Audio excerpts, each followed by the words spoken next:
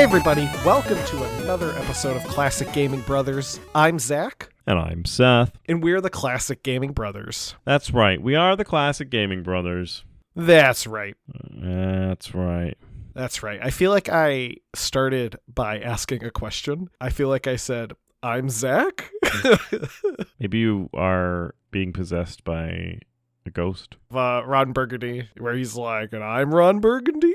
Yeah, like from Anchorman. Yes, from Anchorman, the hit movie. But Anchorman 2 did not do so well. I don't even, I always forget Anchorman 2 was a thing. Was there an Anchorman 3? No, I don't think so. I remember Talladega Nights was having, so I always think that parts of Talladega Nights is like part of Anchorman. I did just that whole, all those like. It's like that Will Ferrell. The Will Ferrell circle of movies. Yeah, where it was like him and Vince Vaughn and. The frat, wasn't the Frat Pack? I think it is the Frat Pack. Because it's not the Rat Pack. Yes. Frat Pack, Will Ferrell, Ben Stiller, Owen Wilson, Luke Wilson, Steve Carell, Vince Vaughn, Jack Black, Paul Rudd, and Seth Rogen. That's a massive pack. It's a big pack. It's a big pack. The Rat Pack was like 5 actors, I think. I know. And the Brat Pack was only 7. Was John Travolta in the Brat one? No, John Travolta was not in the Brat Pack. The Brat Pack was Judd Nelson, Molly Ringwald, Ali Sheedy, Rob Lowe, Emilio Estevez, Demi Moore, and Andrew McCarthy. I just think it's fun thinking about Molly Ringwald and Rob Lowe being in the same acting group. Yeah, well, Rob Lowe was like, The Outsiders in 83. Yeah. Is he from? He's not from Parks and Recs though, right? Yeah, Rob Lowe's from Parks and Rec. He's Chris Traeger. Yeah, it's Chris Traeger. Yeah, so then it's just funny thinking about Rob Lowe and then thinking Molly Ringwald from like Breakfast Club is where right. I only know Molly Ringwald from like Breakfast Club, 16 Candles, and all those guys. I mean, she's had a career since. It's just not as lucrative. Yeah, but I just feel like that I'm just thinking about Rob Lowe being in the Breakfast Club. That's where right. I want that to happen. Man, this is a good intro. It's Classic Movie Brothers. Classic. Well, we only one of us has a degree vaguely related to movies. Yeah, that's true. Anyway, Zach, what have you recently been playing? Seth, recently I've been playing Entropy Zero 2, which is a sequel to Entropy Zero. Entropy Zero 2 was released in 2022 from Breadmen, which is a collection of developers who do mods for Half-Life 2, because Entropy Zero 2 is in fact a mod of Half-Life 2, and it is a sequel of another mod called Entropy Zero, which came out in 2017. Now, Entropy Zero 2 is a continuation of the first game, though it does do a lot of stuff to kind of allow you to pick up from the sequel without having played the first game. I did play both, but I definitely enjoyed the sequel a bit more. It puts you in the role of Aiden Walker, who is a man who was wrongfully accused of murder, and then when the Combine invade Earth, he is recruited into their ranks on the promise that they can give him answers to the murder of his daughter. And the events of the first game puts you in the role of Aiden as a Metro cop for City 10, and in the sequel you've been promoted to the Combine Elite, and it's really fun. So the sequel is set between the events of Half-Life 2 and Episode 2, and they lead up to through the events of Episode 1, but from the perspective of Aiden. And you also do some exploring of like Aperture facilities and stuff like that. It combines a lot of elements from Half-Life 2's beta and the plans that have been released that were for Half-Life 3, specifically revolving around the Borealis.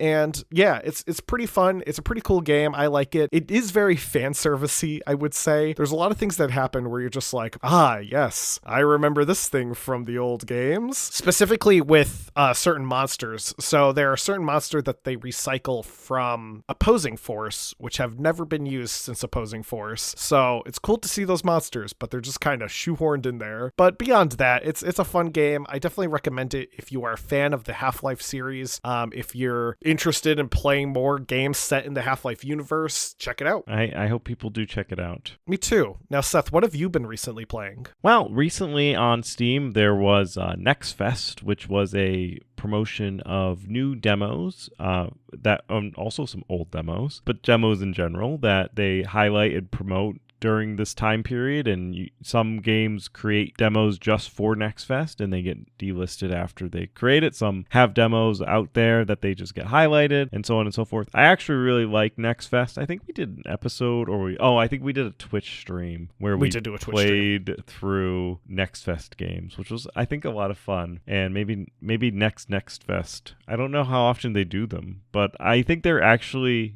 becoming my favorite Steam event, probably because I like the new dopamine of a new game, but without having the commitment of having to buy them all. Yeah, it makes sense. So I played a number of them, and I'll probably talk about a few of them that I like. There's some that maybe I'll save till they come out because I'm actually really interested in them. One of them, though, is Whisper of the House, which is a demo. It's planned to be released in 2025, and it was highlighted by Next Fest. It's being developed and published by GD Studio. It's actually, I believe, a Japanese studio, so their studio name is all Japanese characters, but translated, it's GD Studio. The demo did come out in July of 2024, so you can look up Whisper of the House demo and you can find it and install it. It looks like it's still active to be able to be downloaded today. There's a game that's relatively short called Unpacking, where you follow this person's story as they move from home to home, right? They go from an apartment to a house, maybe they break up, but you follow this person's story and you unpack their stuff and you put it where it's supposed to go. It's a lot of fun. I really like Unpacking. It's a great game, and I've been looking for like an Unpacking-like game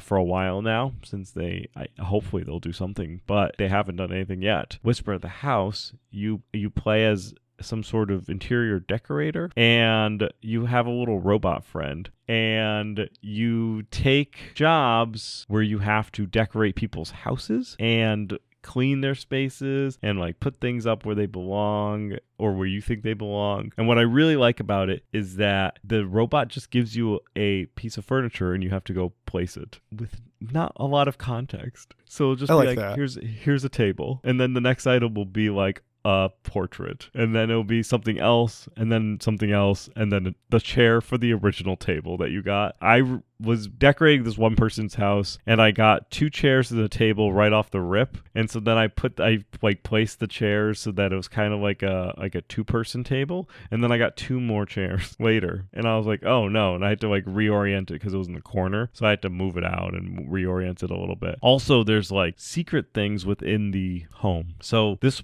like the first person's house that I was decorating, they were obsessed with their dog. They think they had like a Shibu dog, and they had pictures of Shibus everywhere and all that stuff. And they had this picture in the bedroom of a Shibu that you can move. And when you moved it, there was a secret entrance. And you went into the secret entrance, and it was like a little creepy room full of, I think it was like food and stuff. And it was just like a little supply shelter. And it was just kind of funny that they have like these secret rooms that you can discover. And they're not scary because the game is super cute, but they're just, they're just fun little discovery rooms that you can find. So yeah, so that's Whisper the House. It's a demo that's available on Steam, and it's looking to come out around sometime in 2025. Great. Sounds like an interesting game. And it is a single player game. Well, that's great. Isn't that great? I want to lead into our episode. A fan of the podcast, Lucas, recommended an episode to talk about single player and multiplayer games. And this is kind of like a harkens back to our early days when we talked about genres. Remember when we talked about different genres and we would go through different examples of genres and stuff like that? The podcast since has evolved from those first few episodes. A little bit, yeah. Not by much, but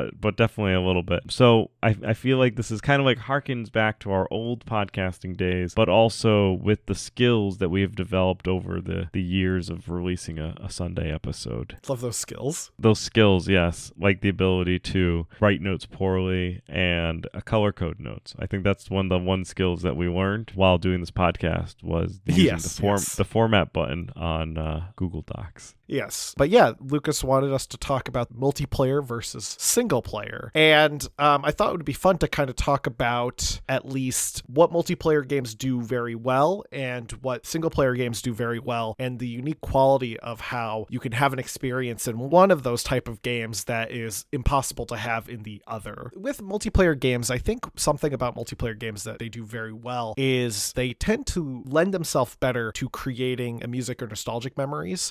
So things that you do in these games often will leave memories for you that I feel like you just don't get with single player games. You know, you have a certain experience playing a multiplayer game, you have a certain interaction playing a game, and it's just very different than about any other game out there. And one element I think is really crucial is that multiplayer games have this sense of community. It's that moment that you're playing a multiplayer game, such as an MMO like RuneScape or World of Warcraft. It's just that moment you feel like you belong in a particular space because of the people you meet and the community that you're in.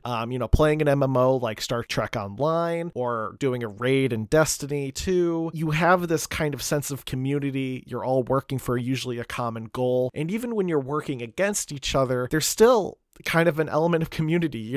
I would say even like playing a game like Overwatch, it is sometimes fun to lose, especially when the people who win do such a good job at beating you. When you see like the play of the game and it's something really impressive, it's kind of almost fun to see. And you get that when you're playing a multiplayer game and everyone's typing GG in the chat. I always kind of see that less of people being upset that they lost, and it's like at the end of a sports game where the other teams line up and shake each other's hands. You kind of get that element of camaraderie. And I think that's something that multiplayer games do really well, is that sense of community and camaraderie. So I would agree with that. I have fond memories of multiplayer games. I do think that multiplayer games are easiest to play when you have ample time in your life. So much of my dedicated multiplayer gaming happened when I was in high school and college, where all my friends were usually like readily available to jump into a game. There was a time period where I did have a group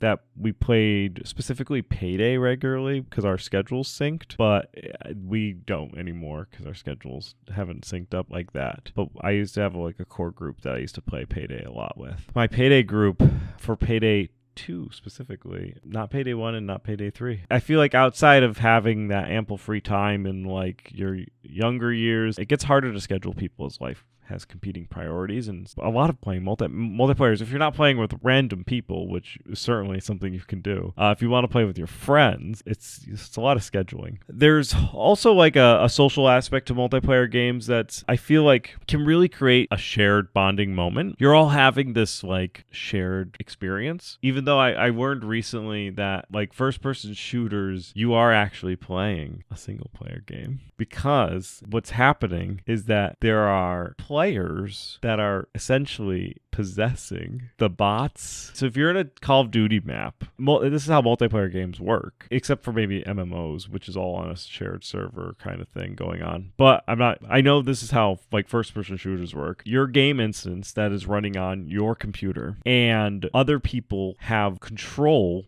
over your game instance, and they essentially command their character on their game instance, and that those commands are then transmitted to your game instance and control essentially their bot that's in your game instance is being controlled and puppeted by their remote instance. So you're technically not in the same game instance as you. Their computer is in their own game instance, and it's like sending messages to your game instance. I just thought that was wild. And that's why ping and latency is so important, because the ping and latency is allowed if you have a faster ping, and if you have a closer network together, then you can communicate faster to each other. And if you can communicate faster to each other, the games can receive signals faster and are able to incorporate the commands faster, making it so that there is a delay. There's always going to be a delay unless we somehow get into a shared weird computer space. But there's always going to be delay, because it always takes time for information to travel. Yeah. But the delay is now at the point where it's milliseconds, and it's like something that is not really perceivable by our human reaction times. So because we are humans, we don't really perceive the delays, which is kind of it's unique. I just think it's fun to think about it like a multiplayer game like that. I want to get back to like the social aspect of it too for me. I think if you play a game with friends, it can be, if it's done in a lighthearted manner, you can really create like a shared bonding experience with everyone playing, and you can have a lot of fun. You can especially have a lot of fun with like an internal group in a larger game. Like, so if you're in a game of like 64 people and there's 2 or 3 of you and you're communicating through like Discord or harken back to like Ventrilo or TeamSpeak, if you're communicating through those, you can kind of have your own social gathering while experiencing a game with even more people, right? Oh, so yeah, now you're yeah, for sure. experiencing like like a click within a larger group. And I think that could be fun. I also think that there is some dynamics that you need to keep in mind of, where I think you can have your internal group sometimes can interact with an external group and could cause somebody else not to have a fun time, but it could be fun for you. And it could be almost perceived as a little bit like bullying, which I'm not going to lie, I've done it before. There was a time when PUBG was created back in the dark ages, whenever that was. When PUBG originally launched, they did not have the option for triples groups. You could either have a duo or a quad group or single. You could be solo, 2 or 4. They now do allow triples. I haven't played PUBG in forever. But at the time that I was playing, it was before it even had like official like rank servers and all that sort of stuff. Before they even implemented like reporting into the system, it was like very much in their alpha stages when I was playing this. So I had a group of 3 friends and we had to play 4s. So we had to have a random person join our group. And this was one of the first games of PUBG I ever played. We dropped in the 3 of us, well, the 4 with our random person, and we dropped in together as a team. And we were scouring a town for equipment, and our random person found a motorcycle, and he drove the motorcycle over to the middle of the town for us to ride on. And we all gathered around the motorcycle, and I was with my 2 friends, and I said, "Hey guys, there's this motorcycle that this guy found for us." And one of my friends said,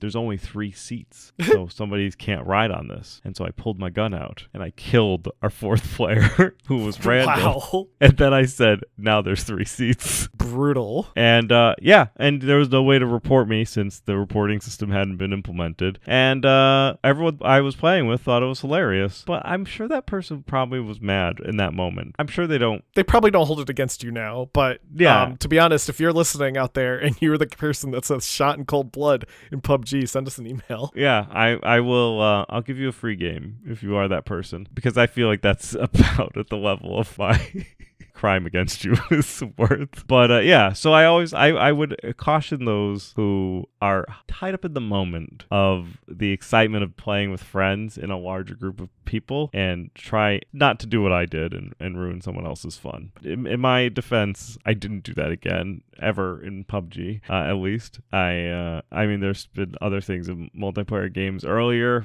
They would probably be viewed as negative things in Team Fortress 2 or Counter-Strike. I had a friend who ran a Counter-Strike server, so because he ran the server, we could be annoying to people who joined the server. Right, yeah.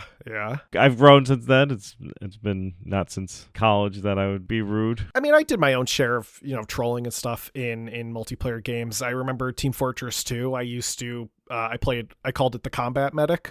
So I would choose medic, but I wouldn't heal anyone. I'd just go around hitting people with the bone saw. Nice. And I'd rank up kills. And sometimes I would call myself the spy medic, where I would get myself into the enemy base, but just as a medic, and I would just attack people with the bone saw. And, people thought it was obnoxious, and I've definitely been kicked from a few matches before. That's just part of, I think, the online experience. But it's like Seth said, did I make someone's time less fun? Quite possibly, but it also does boil down to it is a game, so sometimes you're not going to have fun and sometimes you will have fun, and but just there is a balance, right? You don't want to be a jerk about it. It's the same idea of back when we were little playing multiplayer games on like console and someone pulling a controller out when we got frustrated. Stuff like that happens, so it is what it is. But I definitely have those type of memories of building kind of a community with friends in games. I think one game that really lent itself well to doing that was Minecraft. Back when I first started playing Minecraft was in 2010, I think, and because I was a sophomore in high school, And back then, I had a really crappy laptop, and we had a low-powered PC at the house I was living in, and I could play Minecraft, but I had to have the render distance down so far that the game was basically you were playing in fog and nothing else, so you couldn't see maybe a block or two ahead of you. And I used to play on the Face Punch server, and Face Punch was an old forum, and I never was on the forums, but my friend was into the forums, and he got me into the server. And yeah, you would be like exploring, and someone would just come out of nowhere and kill you, and it was obnoxious. But then, I started to find communities I became more comfortable in. I joined a server called Midgard that I had a really good time playing in with my friends. In fact, my good friend and artist for the show, Tan Long, was reminding me about how we used to like literally chart out building ideas on paper for our Minecraft world, because we just got so into it for a while that we like wanted to construct certain things. So we would like, between playing the game, we would literally like design out a structure to like figure out how we're going to incorporate that into the world. And we, later evolved to playing on our own servers and setting up our own games and stuff like that. And we actually still do that today. It's the same group of friends that I've been playing with since high school. But I mean, we used to do LAN parties. We would like set up in my buddy's basement playing Left 4 Dead 2. We'd order a bunch of wings and pizza. We'd all plug into the network. And I remember, going to the story of you telling about you being a jerk to someone. We had a person that used to sometimes join our Left 4 Dead games because he was like friends with one of us on Steam. We'd set our games to friends only so we could just play with each other, but he would join because he was a friend. Then he would just like railroad us through the game. Like, we'd be trying to have fun, and he'd take it so seriously. And like, there was this one time where I think we were just trying to annoy him, and he just killed all of us and just like sprinted to the end of the map, and got dogpiled on by zombies. So we decided we didn't want to play with this guy anymore, so we started doing custom maps. But we had a great time doing custom maps of like, there's a Chernobyl map that Left 4 Dead did that we spent a good amount of time doing that. We actually like would set a schedule to try to finish it. And there was my favorite, which was a survival map based on Helm's Deep, which still has one of my favorite memories of a multiplayer game of me equipping the custom sword and shield and jumping from the top tower of Helm's Deep as coach and like swinging my sword around and just cutting through zombies at the bottom and just like holding my own for like 5 minutes before I got hit by a hunter or something like that. But there was a time when like my friends and I, when we talked about Left 4 Dead, we communicated through mods. Like, we all modded our monsters the same. So like, the tank looked like Johnny Bravo, and the smoker looked like Slender Man, and the witch played Whitney Houston music. So we would like say, instead of witch, we'd say Whitney, and instead of smoker, we'd say Slender, and instead of tank, we'd say Johnny. So like, we still use that terminology when like, if we play Left 4 Dead, even if we're not modded, we'll be like, Johnny's coming. That's funny. I think I was just thinking about how, because you mentioned that guy who joined your servers. Did you know him in real life? Oh, we did know him in real life, yeah. What I thought was fun is that through multiplaying and playing with randoms, I actually met two people. One of them is still a friend of mine. I think I'm Facebook friends with two of them, but one of them I talk to regularly. But in Left 4 Dead, we had this guy join our group, and his name was Shepard, and he was hilarious. We'd be like, Shepard, hold the line, and he would stand and he would just like melee the zombies over and over again. Yeah. And it was just so funny. And we ended up Facebook friending him, and we ended up being like buds with him, and we ended up playing other multiplayer games with him, and he joined our like multiplayer group. We'd be like, oh, we need Shepard, and then he'd just like come in with whatever game we were playing. He'd pick it up and he'd play with us, and there was time we'd be like, oh, we need a fourth, we'll just buy this game for Shepard to play with us. And then there was another, when Mass Effect 2 came out and had the multiplayer, and it was really like that, like endless waves of like Twin Zombies was really popular and everyone was doing it, and Mass Effect had their own version. So I started playing Mass Effect, and I joined a party with my two in real life friends, and one of my in life real friends had a friend that he only knew online, and this guy joined. He's like, I'm gonna have Alex join and play with us, and we were like, oh, I'll deal with this Alex kid or whatever. It's just some random, and he joined, and we spawned into the Mass Effect Effect game, and we both played like ridiculously colored Krogans, me and Alex. I Nice. think he was purple and I was like hot pink or something like that. It was just so funny that we both decided to play like ridiculously colored Krogans, and I was like, nah, this guy's gonna be my friend. I've since met him in real life and have hung out with him. I've like pretty sure I've slept at his house at one point in time. Yeah, I've talked to him recently too. So like, yeah, and I think he listens to the show or sometimes listens to the show. So so that would be my friend Alex, which I met through just multiplayer games. There's real people at the other end of those handles, and it's sometimes those real people are cool. Sometimes they're weirdos, but sometimes weirdos are fun. Yeah, sometimes they're weird, sometimes they're cool. Obviously, be safe online. I don't know if I have anyone like that. I mean, there's a couple people on my friends list on Steam that are from like my old Minecraft days and stuff like that, but I haven't chatted with them in forever, and they probably don't remember me. But maybe one day I'll send them a message out of the blue and say, "Hello, do you remember me?" And they'll say no. But getting into, I guess, single player games now, I think the thing about single player games that makes them so much different than multiplayer games, or at least what I really think when I want to compare them, is that with a single player game, the experiences you have are a bit more profound, I would say. They leave a different kind of impact on you. You can have glitches and stuff in games that can be funny, or you could play a game that is, legitimately humorous, like Stanley Parable or something. But overall, I feel like the memories you create in a multiplayer game are more done due to the community you're in, and the memories you have from a single player game are more done because of how that game meant to you in the moment. You play a game at the right time and it just hits you in the right place, and it leaves such an impact on you that it doesn't go away. And there are countless games that I could list that do this, but Seth, I want to hear your thoughts first before we dive into examples, I guess. Yeah, sure. I think part of the driver behind playing single player games now in my life is that they're really you have the ability to play them at your own speed, which is one of the main driving forces. You don't have to sync up with playing with friends. You don't have to play with random people. You can just play a single player game for as long as you want. You don't have to be like, oh, I have to play one more match because my friends need me to carry the team or whatever. You say like, I'm playing this game, and then you say, I am done playing this game, and then you close it up. So that's probably why I have more of a tilt between playing more single player games than multiplayer games nowadays. I also think for me personally, I think single player games sit in a few different categories for me. If you've listened to episodes before, you probably understand what those categories already are before I even say them. But like the first category for that is like puzzle and adventure games for me. I enjoy them because they challenge my brain and they have me thinking how to solve certain puzzles and how to get through them. And hopefully there's a story, like a decent story to go along with them. Or sometimes it can be like a mediocre story and some really good puzzles, a really good story and some easy puzzles. Either or, like, I don't mind. As long as there's a balance between the story and the puzzles for those type of games, then I probably enjoy them. I think about Whisper of the House,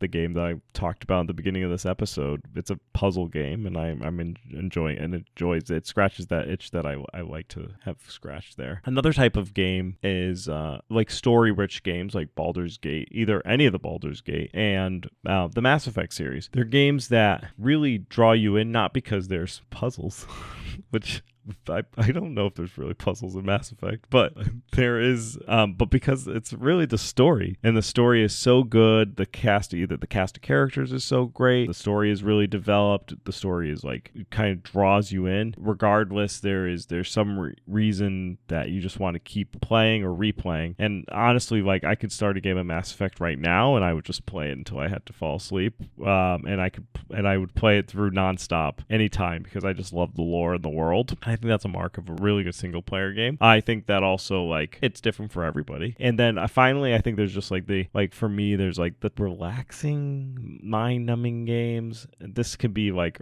a roguelike game like Hades, or a first-person shooter game, kind of like Star Wars Dark Forces I was playing through a little while ago, or Doom kind of falls in this category. Or even like the simulator games like Crime Scene Cleaner or American Truck Simulator, like those type of games, those all scratch that kind of like, it's a game, it has some gameplay aspects, and it's really the enjoyment of playing that game is really I'm not trying to take a greater meaning from it. I'm not trying to puzzle myself to like expand my knowledge. I'm just really just trying to just relax and play like a boomer shooter or something like that. Yeah, no, I think that's definitely a feeling that I can get from games. I mean, there's a lot of games that, like a puzzle game, like playing Tetris or Puyo Puyo, Dr. Robotnik's Mean Bean Machine, that, I can just jump into and play for like a few hours and just enjoy it. And there's no big story. There's no like epic quest you're going on. One thing that always stands out to me with single player games that I just don't get with multiplayer games is the moment that you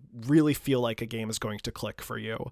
So like going back to one of the first times I ever played Half-Life back in 2009 or 8 when I first got it on Steam on the little computer that I had, and playing it, and that first tram ride, and it was just so cool. And even though I was playing it like many years after it came out, it still was very cool to me to like have this game tell a story without any cutscenes, without any dialogue tree. Your character is a silent protagonist. You go from one spot to the next. Everything's diegetic. I really loved that. And like having that first tram ride introduce me to everything that's going on right off the bat was really cool. And then going right into the chaoticness of the resonance cascade, getting the first head crab jump scare when it jumps from the vents. There's that really hectic outdoor shootout during the We Got Hostile segment. It's just a game that lends itself to these really impactful memories that when I still play it, I get brought back to that first time playing it. And then you have games like Skyrim, which do it in a different way. I think everyone who's ever played Skyrim has a different story about something that happened to them in Skyrim, be it a moment that really made them feel, sad or made them laugh, or a weird glitch. One of my favorite stories that I always tell people about Skyrim is the time that there was this character who I helped out, and he was really nice to me, but he was very, very wealthy. And I was in his house, and he was giving me something, and I decided I wanted to steal from his vault because he had a huge vault, and I wanted money. So I was playing around with Skyrim at the time, and I learned that Skyrim has a fun issue with the logic where if you put a bucket over someone's head, you can pickpocket them and they won't know. It is like a very common thing that you find out in like the Skyrim. Oblivion, you can do it too. It's just it's a quirk with that engine, so you can block their vision. Can you do it in Starfield? I haven't tried it in Starfield, but I assume you can. But I was wanting to test it, so I thought, well, if I put a bucket on his head and I rob from his vault, will he notice? So I put the bucket on his head and I went over to his vault and started to rob it, and it automatically triggered him to call the guard. And the guard came in and he got mad at me. And the guard was like, "What are you doing? You're breaking the rules." And I bribed the guard to leave. And then something happened and the guy tried to fight me. So the guard left and I ended up murdering the guys like in his house. And so he died. And I was like, well, now I'm just going to steal from him. So I picked the safe. I stole everything. And then I left. And like I did some quest. So maybe like a few hours pass. And I get to a different town. And this man runs up to me. It says, "Are you the Dragonborn?" And I'm like, "Yep, what is it?" And he goes, "I have this for you." And it was the will of the man I killed because I was his only friend. So he left me all of his possessions at his house. Wow. And I felt so bad. I was like, oh no. But it was really funny. But yeah, that's something that happened to me very uniquely that could technically happen to someone else, but like just the right moments in the right setting and the right, scenario, it really left that impact. The other thing I always think about though with single player games is like the exploring a world alone, whether it be Skyrim, whether it be Fallout, Minecraft, which can be multiplayer but can also be single player. Being alone in a world and exploring it by yourself has such a lasting impression. I remember playing Fallout 4 for the first time. When it came out, I was actually interning in Boston, so it was like the perfect time for me to play Fallout 4, which is set primarily in Boston, and I would see the things I would see in the game in real life every day, and it was really cool. And I remember like taking photos of the State House and then seeing the State House in the game, and and like comparing it and like trying to see how accurate they got it. That sort of stuff I think is really neat. And also, kind of to wrap it up with my thoughts, horror games. I personally think horror games work best in single player. You know, I think you can have a horror game be good in multiplayer. I think Phasmophobia does it really well because it is multiplayer, but it relies on the things that can make horror really good, specifically isolation, you know, making your characters have to rely on walkie-talkies or proximity chat, and also isolating you when a haunt happens, you know, getting all the doors to lock in the house so anyone waiting in the van can't help you or hear from you. That sort of stuff I think lends to quality horror. But I think playing a game like Resident Evil or Silent Hill or one of the many indie horror games out there, it just wouldn't be the same playing it multiplayer. It wouldn't be the same type of horror. It wouldn't be the same type of fear. I was playing Silent Hill recently, like OG Silent Hill for the PS1, which has terrible graphics, and I found it to be terrifying because of just how it's sets up that element of fear. And you just wouldn't get that in multiplayer. People are goofy, like when you're with people. I think we played that game GTFO, which is kind of a horror game. Yeah, I never found it scary because never silence. Yeah, it's silence. I just those games or Bigfoot, Bigfoot's great. Whenever he just like come running and then just like beat you up. Yeah. He just come running and beat you up. Or The Forest, you know, which we played a lot of together. But I think when we play it, it's a riot. There's that clip of you looking at your like instructions and then putting down your instructions, and you see me running on fire in the background. Yeah, it was really good. It was just like, and then I hear you over the voice chat being like, "Oh man, I'm on fire." Yeah.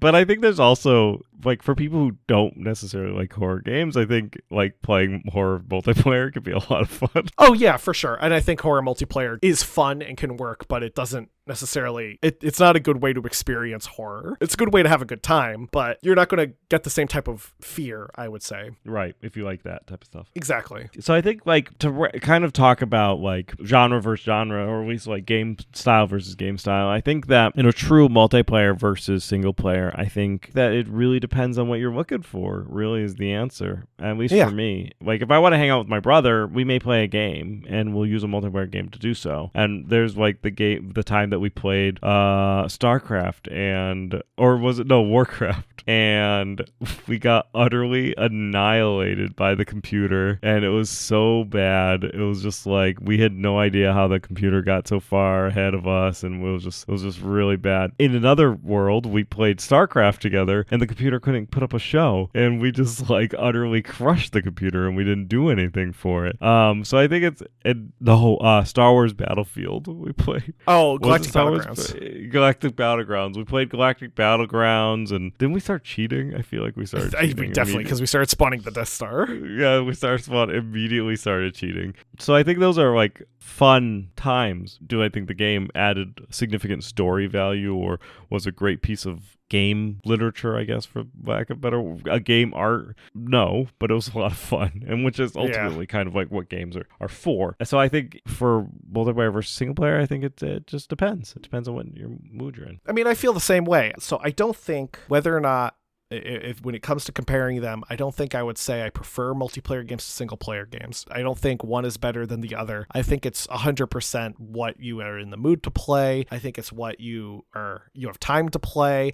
Seth alluded to it earlier, but it's true. I mean, I try to do at least weekly a game session with my friends, multiplayer wise. We can't always make that, you know, but if I want to sit down and play a game like Half-Life or Entropy Zero, the mod I was playing, or Spider-Man for the PS5, I can just do that. I don't have to necessarily have to rely on my friend's schedule. I can just jump in. So it's really just what works for you and what's really what you want to experience. You know, if you want to have a time that you can kind of goof around, you might want to play a multiplayer game with some friends. If you want to play a game that's a bit more serious, or you want to play a game that you can pace yourself in, that might be more of a single player experience. But yeah, I think this was a fun discussion. I think we really did a good job at we did a great job. Pat ourselves on the back. I hope this answers Lucas's question, though, of multiplayer versus single player. I do too. Now, getting into our retro rewind, I'll go first. Seth had me play Ecstatica, which I couldn't really get to work properly, and I'll get into that. But it was developed by Andrew Spencer Studios, published 1994 by Psygnosis, and it requires use of the numpad. And I don't have a numpad on my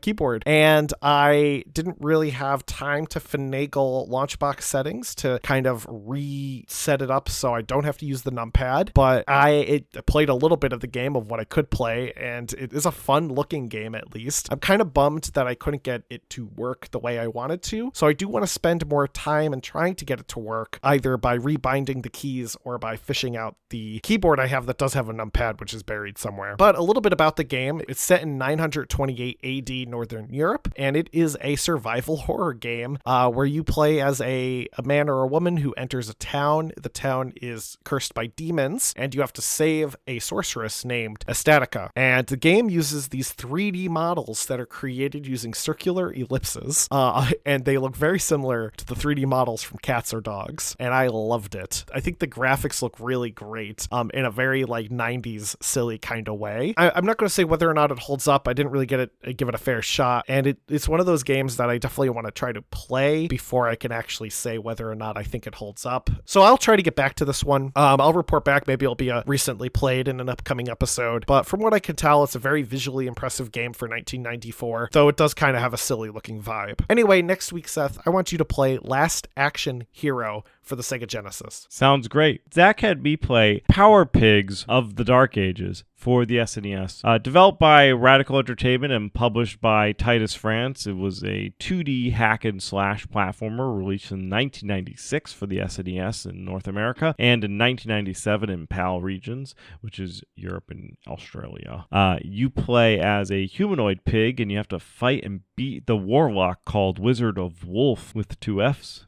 For some reason. Originally, there were supposed to be 3 pigs that you could play, each with their own attacks, but there were some cuts made, and 2 of the pigs were cut, meaning that only Bruno with a sword can be played, and the others show up on the box and the title screen, and are never seen from again. It is a basic crude 90s hack and slash game where, like Bruno makes fart noises when he butt smashes and stuff like that. It is middle of the road, kind of mediocre game for its time. I played through the first couple of stages and stuff, and I enjoyed the music. I thought the controls were pretty good, but overall it'll probably go into the void of memories that I kind of just forget about and don't think about the game ever again. And thus, I don't think it really holds up. And next week, Zach, you can play Nightmare Circus for the Sega Genesis. Great, I will. Well, thank you everyone for listening to today's episode. Thank you, Lucas, very much for the recommendation. We hope you liked the episode, and if not, we're sorry. But anyway, people can reach out to us at classicgamingbrothers@gmail.com. We're available wherever podcasts can be found, via Podbean, iTunes, or iHeartRadio. We're available on social media, so look us up, Classic Gaming Brothers or CG Brothers Pod. And you can always go to our website, www.classicgamingbrothers.com. With that, Seth, am I forgetting anything? Don't play games like my brother. And don't play games like my brother. I've been Seth. And I've been Zach. And we've been the Classic Gaming Brothers. That's right.